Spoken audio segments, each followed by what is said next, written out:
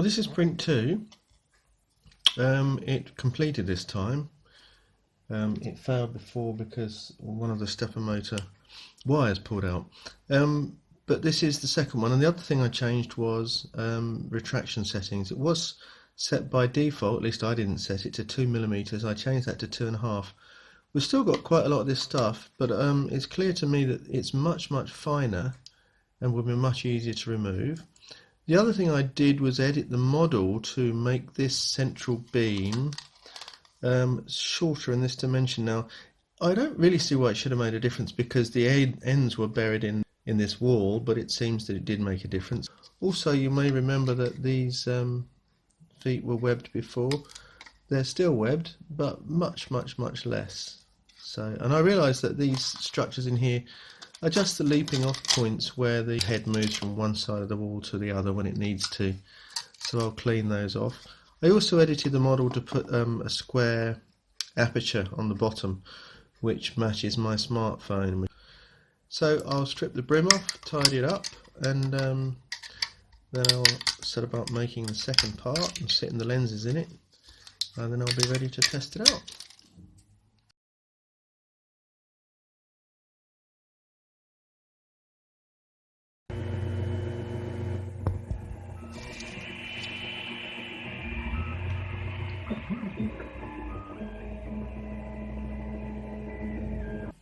Here's the lens plate, just off the printer.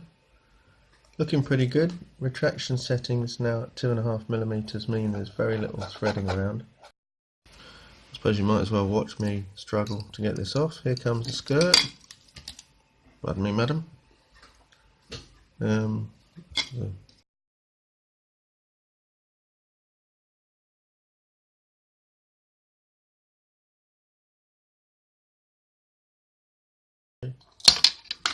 She's off. So good, let's take a look. So yeah, a little bit of cleanup, but really minimal. So let's see if it fits in here. Oh my. Oh!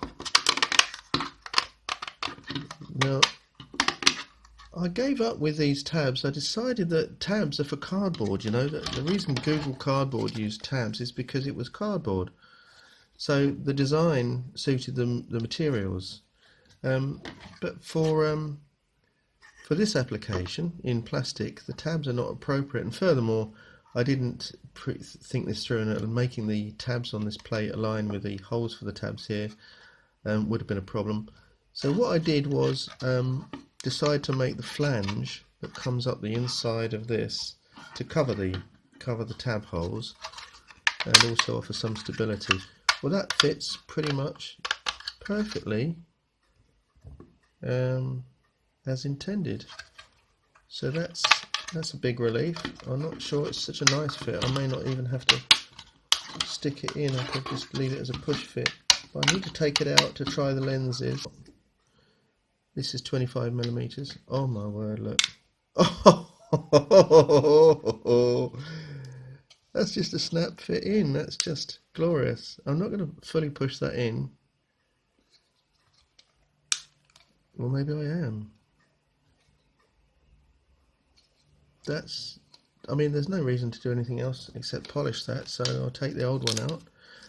This is biconvex, but the convexity is not the same. There's a shallow convex face here and a more pronounced convex face here, and I made a note that it goes the shallow one towards the eye. Oh, that's just glorious. Really nice.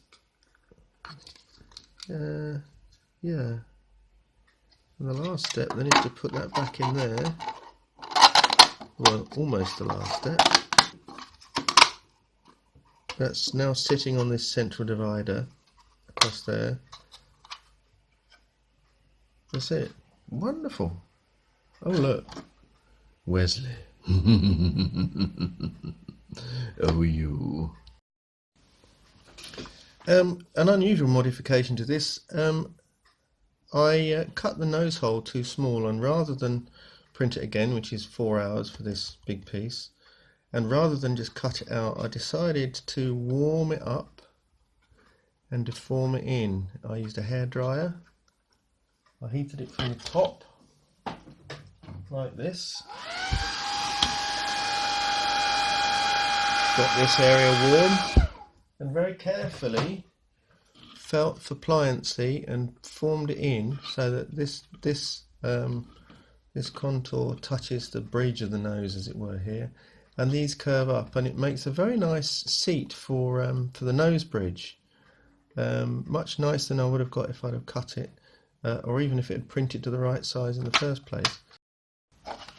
Next step was the headband. This is just some 30mm elastic tape from a haberdasher's. Cost me, I don't know, 70p, somewhere around there.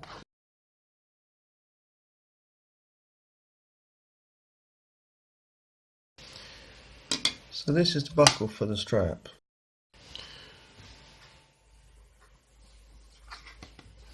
Well, this is take 2. The take 1 was too small. The slots were too narrow to get the straps through twice, so we'll have another go with this one. Just lever this off very carefully. Don't want to get in without me paying the price of the tape. There's the skirt, pardon me madam.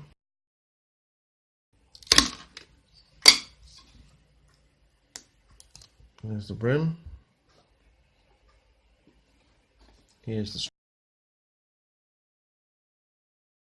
another one of these, please, and then we'll do the final assembly. Well, I'm going to call it a wrap there. Here are the strap buckles in place. They work perfectly well. I'm too tight to buy any rubber bands in order to get just 2, so I made these up. They work fine. So I've been playing with Google Cardboard. I've forgotten how engaging it is, but this is job done. So there is my Google Plastic, courtesy of my 3D printer.